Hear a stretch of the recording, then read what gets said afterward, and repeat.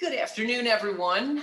I am so excited to be a part of your speaker series and appreciate the opportunity to be invited.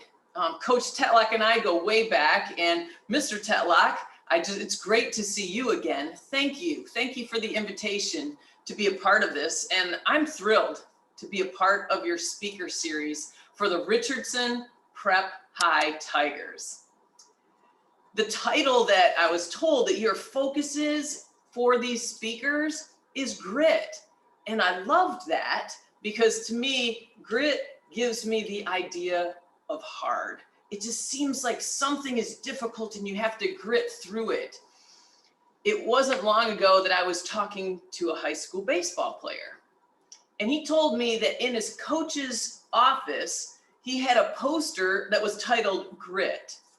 And if a player got hit by a pitch or somehow injured during a game and they didn't flinch, they could sign their name to the poster. I thought, how neat is that? That just kind of is a practical idea of how to have grit. And when I was talking to Coach Tetlock, and she mentioned, well, we're focusing on this, and it's growth, resilience, integrity, and trust. And I thought those are 4 great words to help describe grit. You know, it wasn't long ago that I was listening to a speaker and he started out saying, this is a year like none other. And I can see some of you even smiling at that. And I did too. And I sat for a moment thinking about what he had just said. And then I realized, shouldn't every year be? Shouldn't every year be different like every other year? I'll tell you, I want every year to be different than last. I want last year to not be the same as this year. I want to grow. I want growth to occur in my life so that even physically, maybe I'm stronger than last year or faster than last year or more healthy than I was last year. Although admittedly, as I'm getting older, that part's getting a little more difficult for me. But mentally, are we smarter than last year? Are we more curious than last year? Are our grades better than they were last year? Emotionally, have we become more stable, more patient, maybe more authentic or honest? And are we better at, say, even self-control? And I want to grow in these areas. And I also want to grow in my faith, not just physically, mentally, emotionally, but to grow in my faith in my teammates, my faith in my coaches, maybe faith in your teachers, and often faith in ourselves, that we believe that we're able to do things that maybe other people say we can't. And for some of you, that belief and growth in faith might also pertain to that of a higher power. Personally, I don't want to go back. I don't want to be back in last year. I want to keep growing. I want this to be a year like none other. I want next year to be a year like none other. I want to keep growing.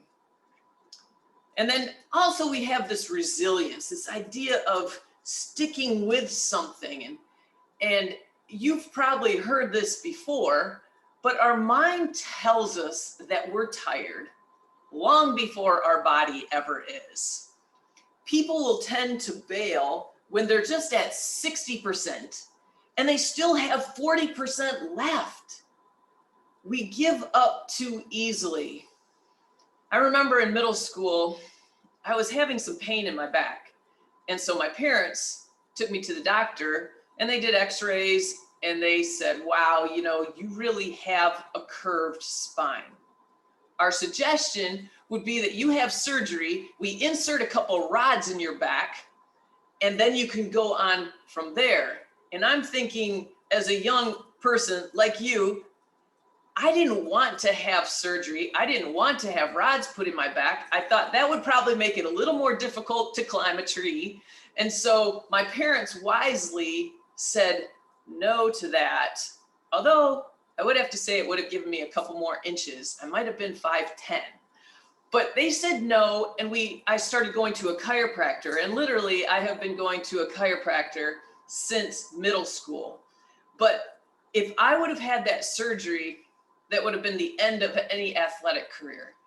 And as a result of not doing that, I was able to compete in high school, able to compete in college, and to continue on coach and even do some stuff in some competitions internationally.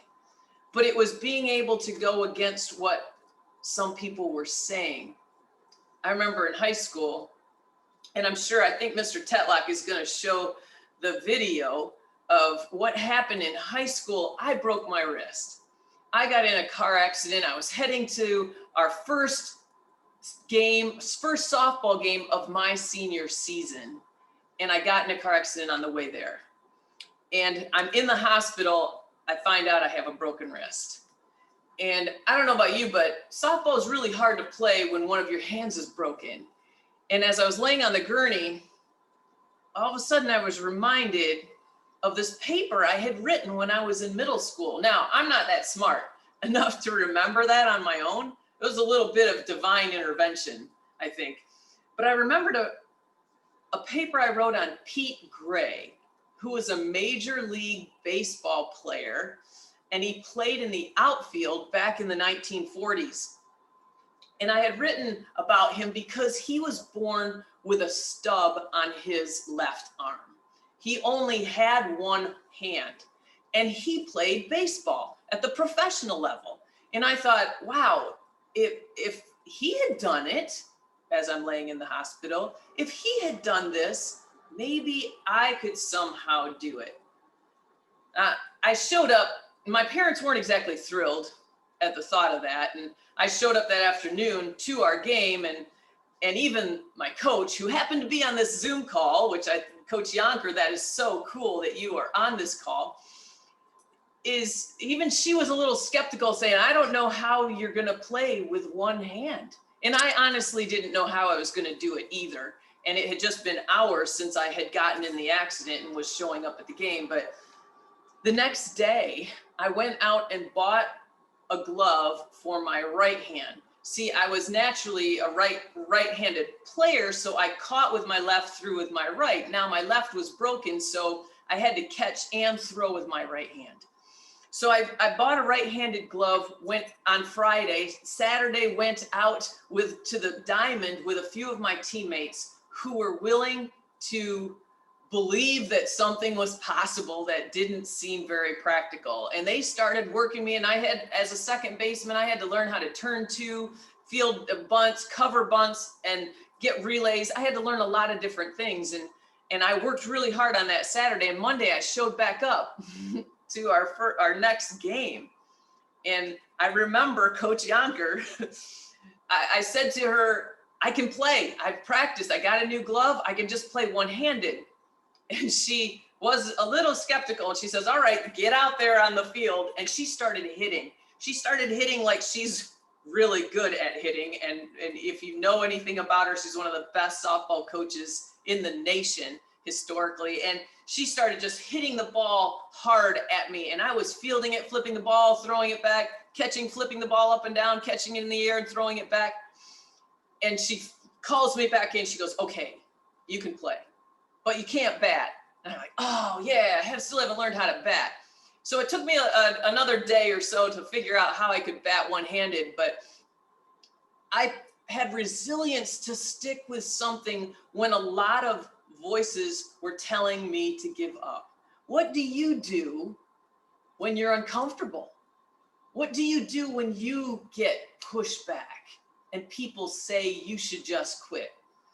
Because we all are going to face valleys where there's a sudden change. I mean, we faced a lot of it this year for sure. Maybe there's changes in your family. Maybe you've had to move, or school is all of a sudden being done differently, and it's not what you're used to.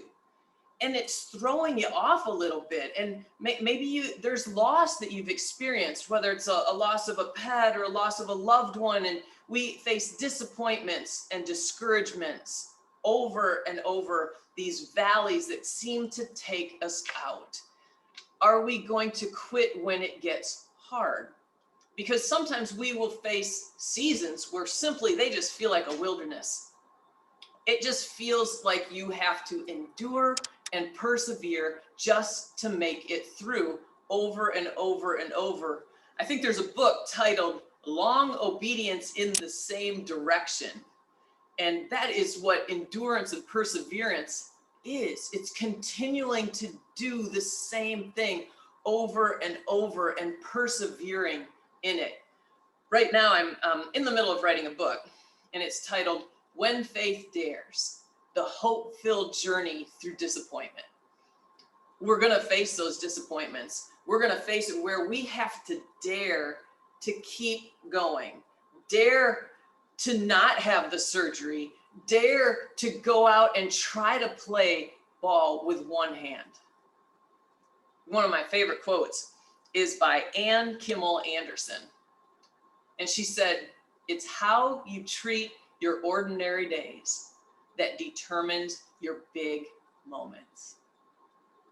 It's what we do day after day after day after day that determines what's going to happen in our lives for us. Because as a softball player and a basketball player, my skill and success in those areas was not instantaneous. I had to work hard. I had to park a car in front of the driveway for the headlights to be on so I could shoot baskets in our driveway late into the night. I'm not sure the neighbors really liked the thump, thump, thump, thump of the basketball bouncing on the pavement late into the night, but I spent hours in the driveway shooting. I remember playing softball and baseball with the boys down the street and just pitching, throwing into a pitchback so I could learn to catch better and field better, and going to batting cages just to become better. Just doing the same thing over and over and over again.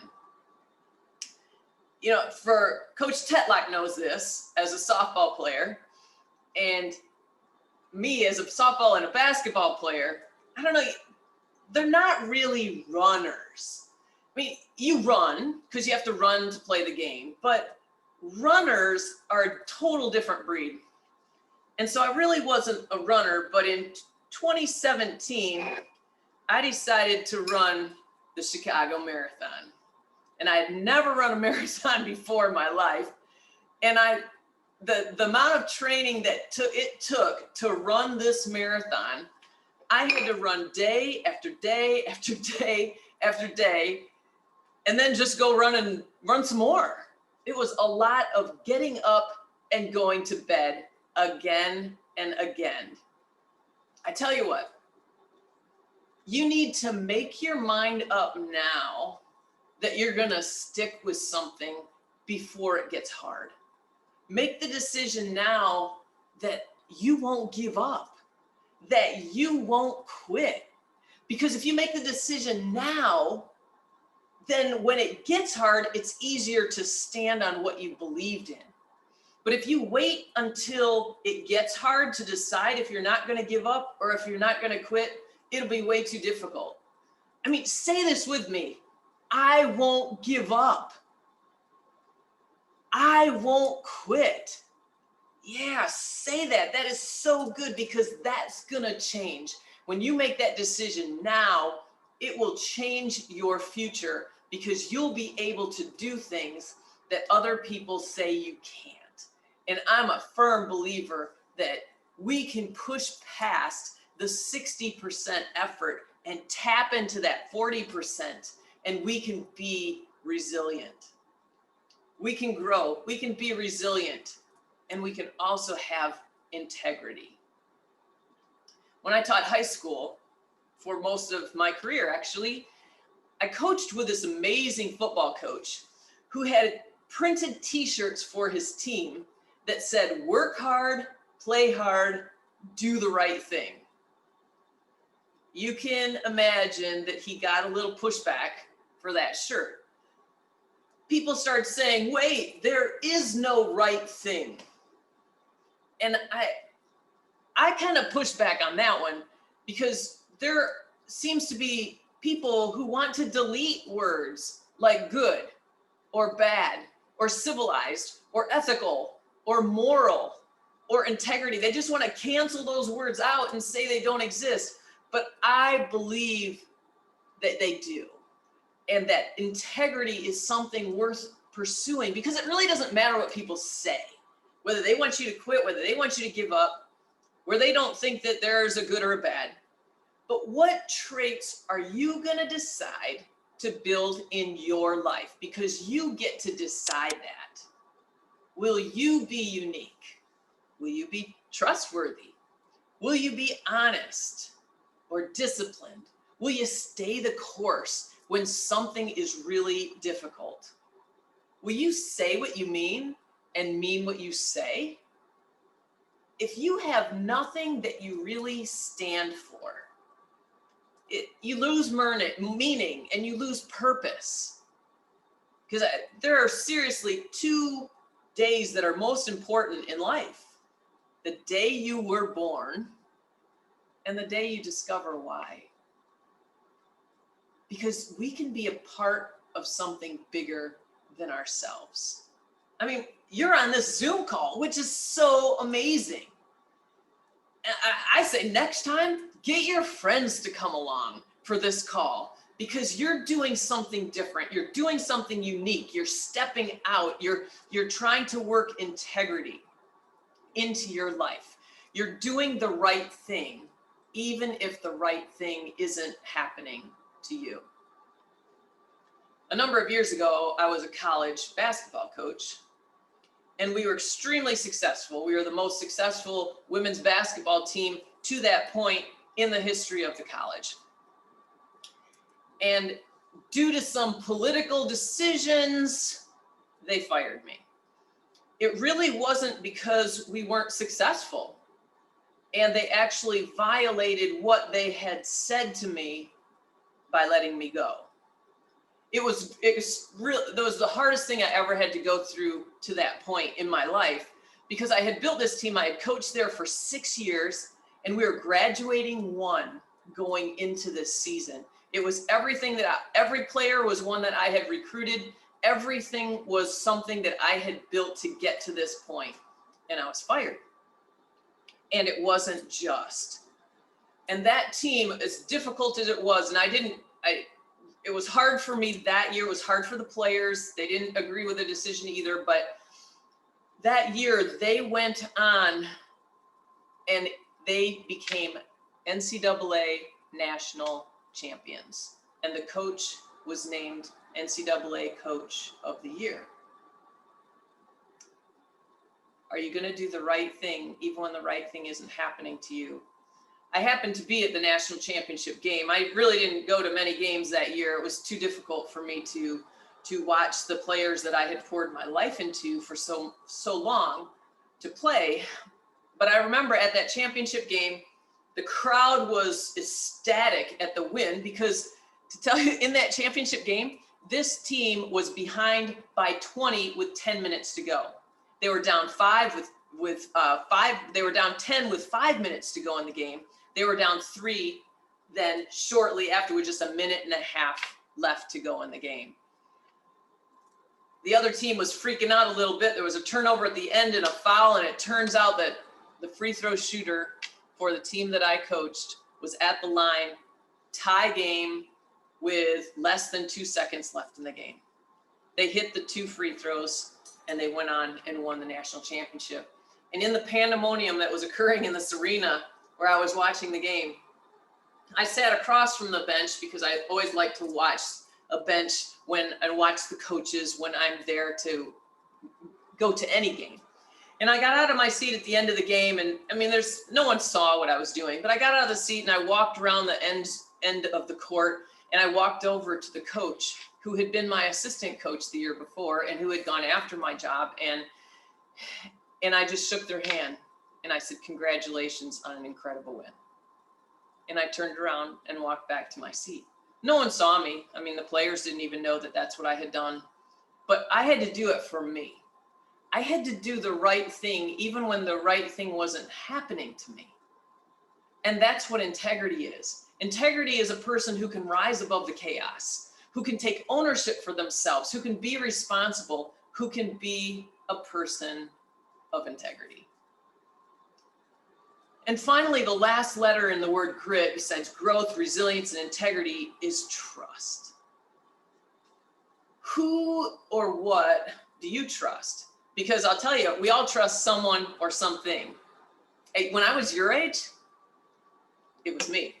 That's who I trusted. I looked to me to figure things out and to trust in, and that was who led my life. The problem with that, it was limiting. I was limited by me because I could only do what I could do. And in order to do something bigger than us, we have to trust in something or someone bigger than us. I had to dare to step out in faith and trust my teammates, trust my coaches, trust my teachers. And I mean, I grew up as a preacher's kid. And so for me, I had to learn to trust God. I had to learn to realize, you know what? I don't know everything. I don't have things figured out. And honestly, it's still that way today. It's still like that now. I have to realize, you know what? I don't know everything. I don't have things figured out. It's going to take trust in other people, trust in what's happening, trust in things that I know that, or even things I don't know. Trust that if I didn't have the surgery, I'll still be able to be an athlete, that I trust my teammates will be able to back me up, and trust my parents were doing the best that they could for me. Because I'll tell you, amazing things will happen when we believe in something that we can't see, when we believe in something we don't understand. No matter what it is that we encounter along the way. I had to believe, even stepping into Central Michigan University. I mean, that was a challenge. I went in as a walk-on as a basketball player. I didn't know if I was going to make the team. I couldn't see. I didn't understand. I wasn't sure, but I was willing to trust, willing to believe in something that I couldn't see. You know, there's a lot of things that I don't understand. I mean, I don't understand electricity. But it's not like I'm not going to use it. I believe that it's real. I just don't understand it. And that's okay. I can still trust it. I am fully convinced that a coach can have the worst offense in the world, not know how to teach certain skills, but if their athletes buy into it, if they're unified, if they trust each other, if they build a cohesiveness, then impossible is nothing. And Coach Tetlock knows this, and Coach Yonker as well, because there are a number of teams that we were a part of that there was such unity and cohesiveness where we didn't have outstanding athletes. Even in basketball at the collegiate level at Central Michigan, I think we had about 4 different players that all averaged 9 points a game. We didn't have these stellar athletes, and we were the first team to get to the NCAA first round, the first women's basketball team there. And so a lot of things, and for softball, we had some really good players, but we didn't have a lot of them. We just had this unity and cohesiveness that led us to the World Series in softball, because we just believed in what we couldn't see, what we didn't know, but we trusted that it was possible. All of these areas, growth, resilience, integrity, trust, are important. But I tend to think that the most important one, my opinion, is resilience. Because we can be growing, we can have integrity, we can have trust in people, but if we give up, it really doesn't matter. It doesn't matter what those character traits are doing with us, in us, if we have stopped using them and we've stopped becoming who we could be. You know, as I finish up here this afternoon, let me ask you, as we talk about grit, are you willing to do hard? Do you want to be different tomorrow than you are today? Will you even stay the course when others bail and your friends are just telling you to quit? And to be honest, you feel like quitting, because that happens too. We battle our feelings. But I believe that you can stand out from the rest, because there's something special about each one of you. You know, it was a number of years ago that I stopped teaching and I retired, but I miss young people.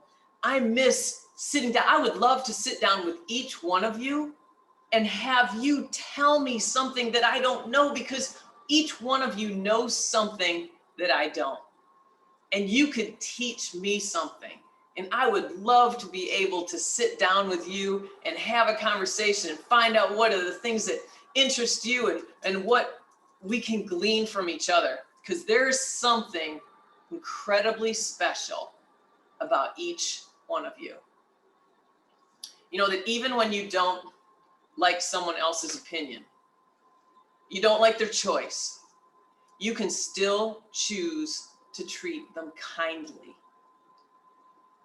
You know what they call someone who doesn't act how they feel? An adult.